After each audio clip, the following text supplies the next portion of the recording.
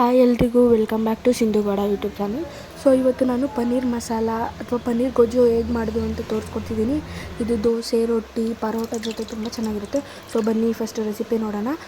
First ಒಂದು ಪಾತ್ರೆಗೆ ಮೊಸರು ಮತ್ತು ಒಂದು 2 ಟೇಬಲ್ ಸ್ಪೂನಷ್ಟು ಚಿಲ್ಲಿ ಪೌಡರ್, ಆಮೇಲೆ ಸ್ವಲ್ಪ ಅರಿಶಿನ, ಇವು ಮೂರನ್ನು ಹಾಕ್ಕೊಂಡು ನೀಟಾಗಿ ಮಿಕ್ಸ್ ಮಾಡ್ಕೊತಿದ್ದೀನಿ.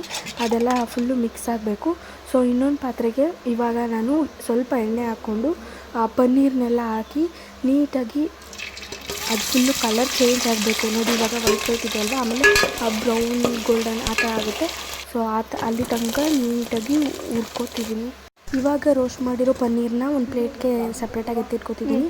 ಇವಾಗ ಒಗ್ಗರಣೆಗೆ ಜೀರಿಗೆ, ಸಾಸಿವೆ, ಚಕ್ಕೆ ಮತ್ತು ಪಲಾವ್ ಎಲೆ ಎಲ್ಲನೂ ಹಾಕ್ಕೊಂಡು ಅದ್ರ ಜೊತೆ ಈರುಳ್ಳಿನೂ ಹಾಕಿ ನೀಟಾಗಿ ಫ್ರೈ ಮಾಡ್ಕೊತಿದ್ದೀನಿ. ಆ ಈರುಳ್ಳಿ ಎಲ್ಲ ನೀಟಾಗಿ ಫ್ರೈ ಆಗಬೇಕು, ಇಲ್ಲಾಂದರೆ ಅದು ಹಸಿ ಸ್ಮೆಲ್ ಹೊಡಿಯುತ್ತೆ, ತಿನ್ನೋಕ್ಕೂ ಚೆನ್ನಾಗಿರಲ್ಲ. ಸೊ ಅದೆಲ್ಲ ನೀಟಾಗಿ ಈಗ ಸ್ವಲ್ಪ ಫ್ರೈ ಆದಮೇಲೆ ಅದಕ್ಕೆ ಶುಂಠಿ ಬೆಳ್ಳುಳ್ಳಿ ಪೇಸ್ಟ್ ಹಾಕ್ಕೊಂಡು ಇನ್ನೊಂದು ಸ್ವಲ್ಪ ಫ್ರೈ ಮಾಡ್ಕೊತೀನಿ. ಸ್ವಲ್ಪ ಸಾಲ್ಟ್ ಹಾಕಿದ್ರೆ ಬೇಗ ಫ್ರೈ ಆಗುತ್ತೆ. ಇವಾಗ ಇದು ನೀಟಾಗಿ ರೋಸ್ಟ್ ಆಗಿದೆ. ಸೊ ಅದಕ್ಕೆ ಸ್ವಲ್ಪ ನಾನು 2 ಟೊಮೊಟೊನ ಆಡಿಸಿಟ್ಕೊಂಡಿದ್ದೆ. ಅದೆಲ್ಲ ಇವಾಗ ಟೊಮೊಟೊ ಕೆಚಪ್ ಥರ ಆಗಿದೆ. ಸೊ ಅದನ್ನು ಹಾಕ್ಕೊಂಡು ರೋಸ್ಟ್ ಮಾಡ್ಕೊತಿದ್ದೀನಿ. ಅದಕ್ಕೆ ಸ್ವಲ್ಪ ಕಸ್ತೂರಿ ಮೇಥಿ ಹಾಕ್ಕೊತಿದ್ದೀನಿ, ಚೆನ್ನಾಗಿರುತ್ತೆ ಟೇಸ್ಟ್ ಅಂತ ಅಂದ್ಬಿಟ್ಟು.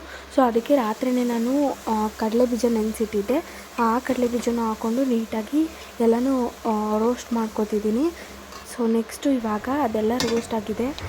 ಸೊ ಅದಕ್ಕೆ ಈಗ ನಾನು ಮೊಸರು ಕಲಸಿಟ್ಕೊಂಡಿದ್ನಲ್ಲ ಅದನ್ನು ಹಾಕಿ, ಆಮೇಲೆ ಸ್ವಲ್ಪ ಅದಕ್ಕೆ ಒಂದು 2 ಚಮಚಷ್ಟು ನೀರು ಹಾಕಿ ನೀಟಾಗಿ ಕುದಿಸಾದ್ಮೇಲೆ ಪನ್ನೀರ್ ಹಾಕಿದ ವೀಡಿಯೋ ಮಾಡೋದು ಮರ್ತೋಯ್ತು.